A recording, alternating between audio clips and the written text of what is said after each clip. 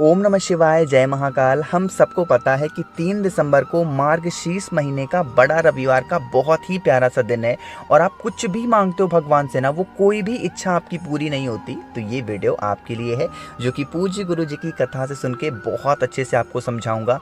बस आपको 2 चीज़ों का इस्तेमाल करना है, चने की दाल लेनी है और नमक। छोटा सा उपाय करिएगा, जो कुछ भी मांग लोगे ना इस रविवार को, वो सारी इच्छाएं आपकी पूरी ज़रूर होंगी। ठीक है ना? चलो समझते हैं इस उपाय को। लेकिन आपको सबसे पहले समझना होगा कि हमें कौन कौन सी चीज़ों को लेना होगा, तो इसके लिए वीडियो को पूरा देखिएगा, बीच में छोड़िएगा नहीं, है ना। चलो, अब यहाँ पर एक आपको दाल दिख रही है, ये कौन सी दाल है? ये है चने की दाल, है ना। तो आपको भी चने की दाल लेनी होगी। अब यहाँ गिनती नहीं करनी है, एक चुटकी चने की दाल लेना। साथ ही साथ हमें लेना होगा लाल चंदन। काफ़ी लोग सिंदूर का इस्तेमाल करते हैं, ऐसी गलती मत किया करिए। हमें लाल चंदन लेना होगा, ठीक है। पाउडर के फॉर्म में हो तो वो भी ले सकते हो।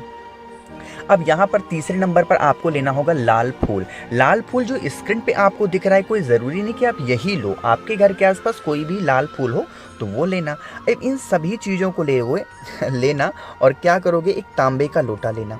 सबसे पहले उस लोटे के अंदर जल भरना और जितनी चीज़ें मैंने बताई हैं उन सभी चीज़ों को लोटे के अंदर डाल देना, है ना।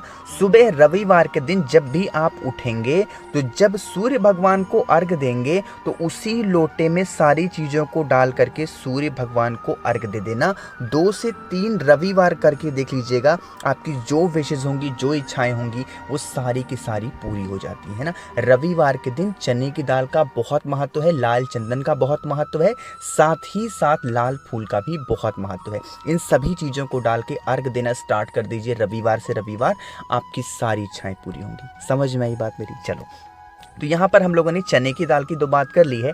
आगे बढ़ते हैं इस वीडियो में, हम लोग अब बात करते हैं नमक की।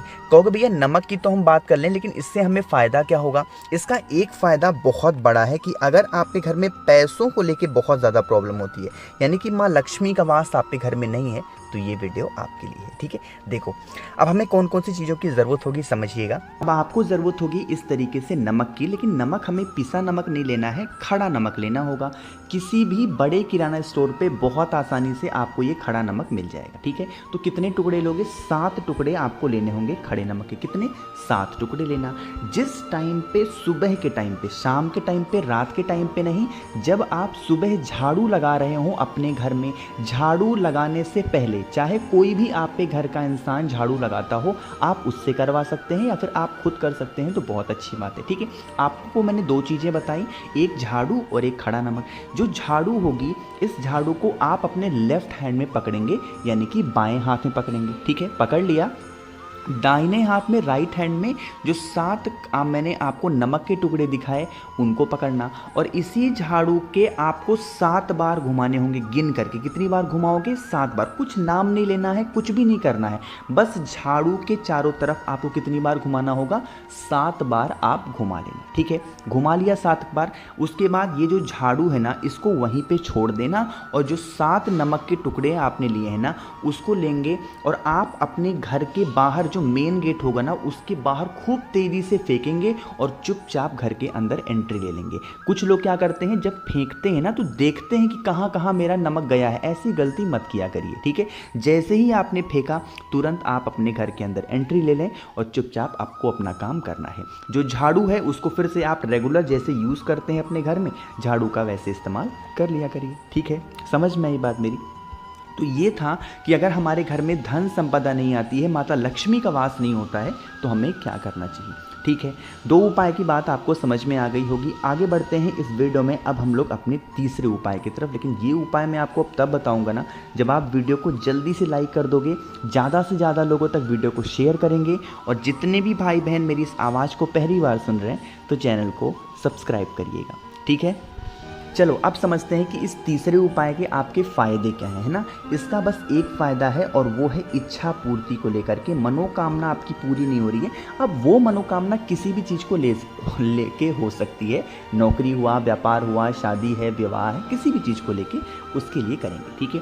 अब सबसे अच्छी बात इस उपाय की है ना कि हमें इस उपाय में कुछ लेना नहीं है, बस एक तांबे का लोटा लेना है और उसमें जल भर लेना। और जल कहाँ का होना चाहिए? आपका अपने घर का। इस कलश को उठाना, ठीक है। उठाने के बाद में आपको जाना होगा महादेव के मंदिर में। जैसे ही मंदिर में पहुंचोगे, सबसे पहले दर्शन किसके होंगे? नंदी बाबा के।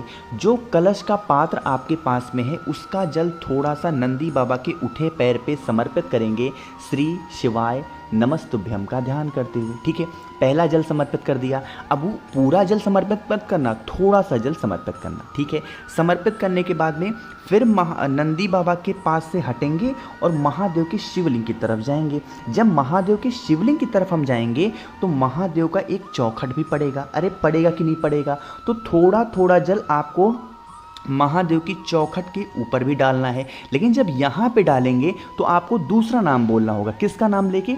मणिभद्र के नाम से। यहाँ पे थोड़ा सा जल गिराओगे तो मणिभद्र, और यहाँ पे थोड़ा सा गिराओगे तो मणिभद्र के नाम से गिराना। ठीक है, जल गिरा दिया। अब जल करने के बाद में फिर आपको महादेव के शिवलिंग के पास जाना। दो जगह पे आपने जल चढ़ाया, पहला नंदी बाबा, दूसरा महादेव की चौखट। अब जो तीसरी बार जल आप चढ़ाओगे वो आपको चढ़ाना होगा थोड़ा सा जल माता अशोक सुंदरी के स्थान पे, श्री शिवाय नमस्तुभ्यम बोल के। और जितना बाकी का बचा हुआ जल आपके कलश में है वो महादेव के शिवलिंग के ऊपर श्री शिवाय नमस्तुभ्यम का ध्यान करते हुए समर्पित कर देना।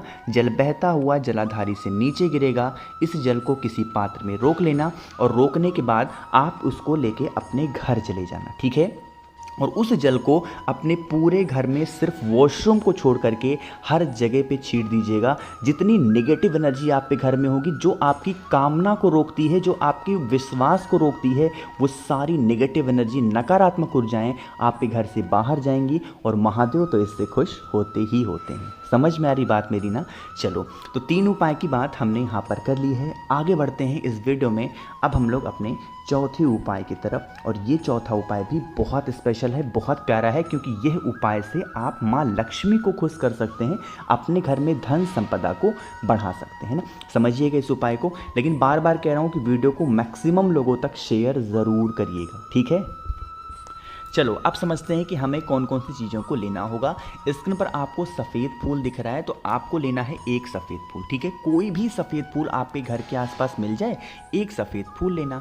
उसको लेने के बाद में हमें चावल का दाना भी लेना है, और वो चावल का दाना 2 चावल के दाने लेने हैं, जो टूटे हुए ना हो, खंडित ना हो, बिल्कुल खड़े खड़े चावल के दाने हों। ठीक है, चावल के दाने ले लिए।